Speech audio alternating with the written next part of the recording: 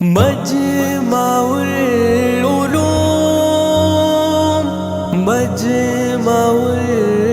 آپ کن کن موضوعات پر ٹریننگ دیتے ہیں؟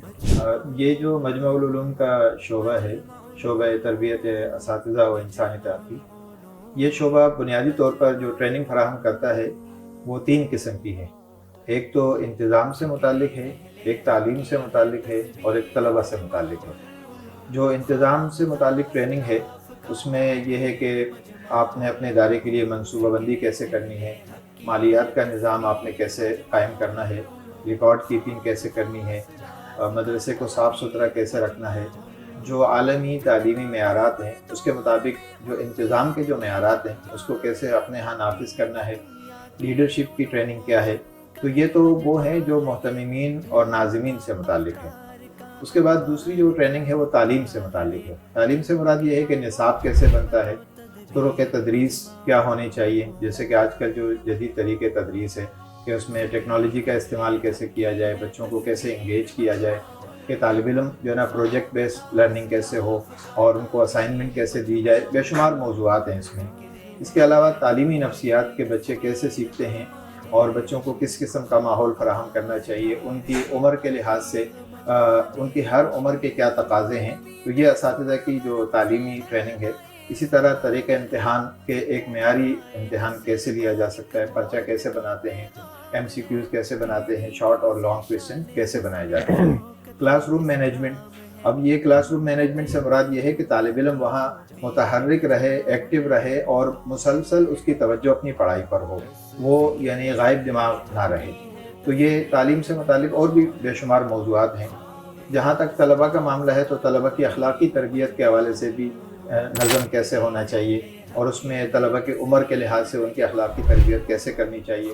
ایک اہم بات جو ہے کیریئر کاؤنسلنگ، کہ بچہ جو ہے دوران تعلیم اپنے لیے کن کن شعبوں کا انتخاب کر سکتا ہے، وہ دینی اور عصری تعلیم میں کہاں تک آگے جا سکتا ہے، تو یہ اس کو رہنمائی کی ضرورت ہوتی ہے۔ اس کے علاوہ اگر وہ مدرسے سے فاضل ہو جائے تو پھر اس کے ساتھ رابطہ رکھنا، اس کا کیا طریقہ کار ہے اور اس کی معاشرے میں افادیت کو بڑھانے کا کیا طریقہ کار ہے، تو اس طرح کے بے شمار موضوعات ہیں اور الحمدللہ ہم سب پہ ٹریننگ دیتے ہیں۔ کیا یہ ٹریننگ مجمع العلوم الاسلامیہ سے ملحقہ مدارس اور ان کے مدرسین کے لیے ہیں؟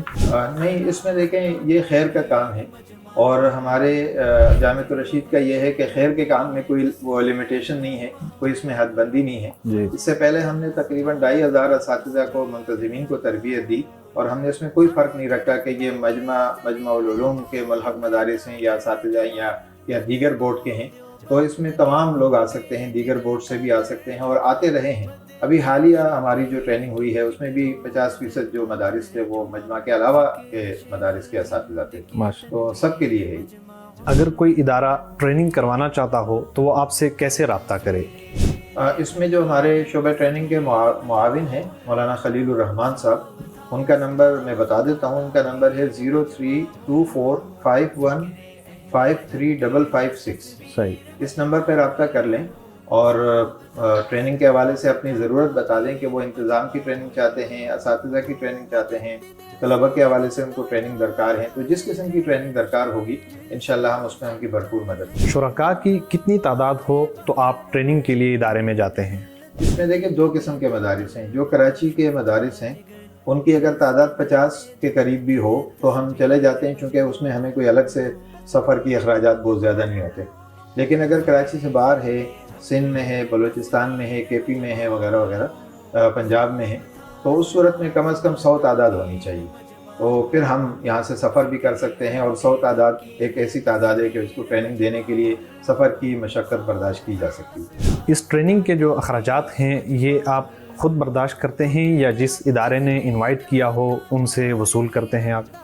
اس میں دیکھیں جو عموماً ٹریننگ کے لیے ہم سفر کرتے ہیں تو اس میں جو ہے نا 4-5 ٹرینر سفر کر رہے ہوتے ہیں، ان کے سفری اخراجات بھی ہوتے ہیں۔ جہاں پر یہ ٹریننگ ہو رہی ہوتی وہاں نشستوں کے اخراجات، میڈیا کوریج اور اسپیکر، بہت سارے انتظامات کرنے ہوتے ہیں، تو اس میں لاکھوں روپے کا خرچہ ہوتا ہے۔ تو اس میں عموماً ہم اس کو ترجیح دیتے ہیں کہ ایسا کوئی مدرسہ یہ ٹریننگ کروائے جن کے پاس جگہ بھی ہو، بڑا کوئی ہال ہو اور یہ جو بنیادی سہولیات ہیں وہ وہاں پہلے سے موجود ہوں۔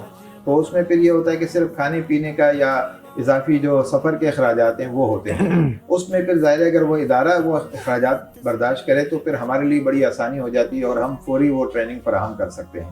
البتہ اگر وہ پورے اخراجات برداشت نہیں کر سکتے ہیں تو پھر ہم اس کا ایک بجٹ بناتے ہیں اور ان سے معلوم کرتے ہیں کہ وہ کتنے اخراجات برداشت کر سکتے ہیں۔